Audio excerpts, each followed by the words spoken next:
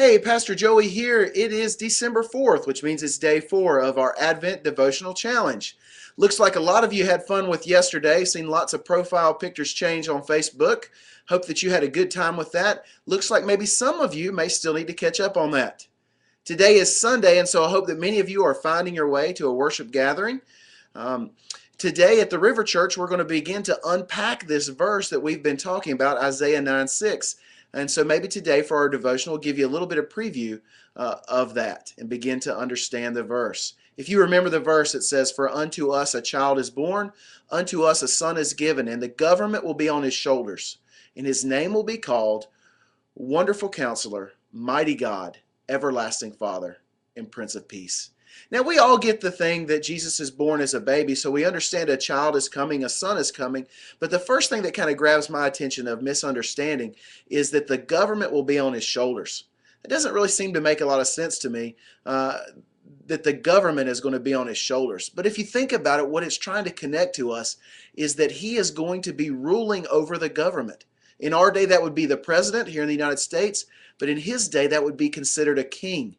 But we're going to learn that this is not just any ordinary king, but it's a very, very different kind of king. In fact, in verse 7, it talks about that of his government and peace there shall be no end, and he will rule over the throne of David and establish it and uphold it with righteousness and justice from this day and forever, and that the zeal of the Lord himself is going to accomplish this. So what we're finding out is that this is no ordinary king. In fact, this is the King of Kings and the Lord of Lords who is coming. And he is God himself, King and ruler of the universe.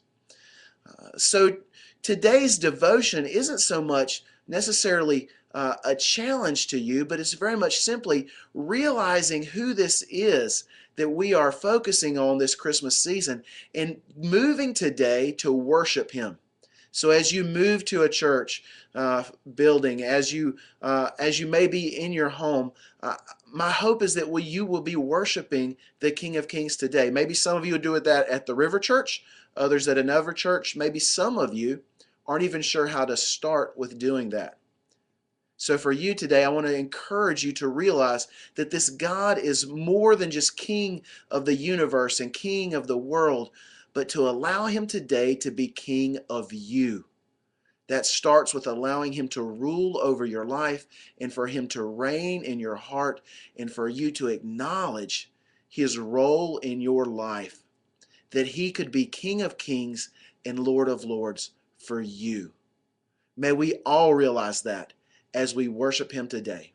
God bless you as you worship the King of Kings.